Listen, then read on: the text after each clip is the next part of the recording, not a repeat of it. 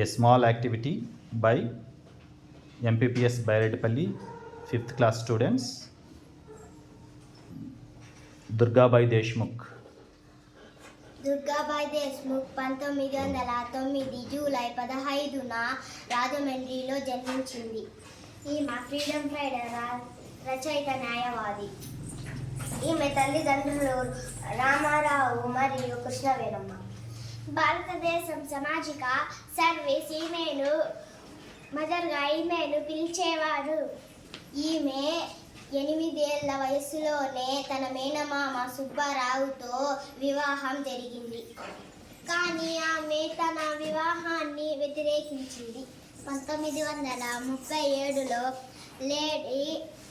Little lady of Brindavan అనే సంఘాన్ని మొదలుపెట్టింది. 1985లో పద్మ విభూషణ్ జరిగింది.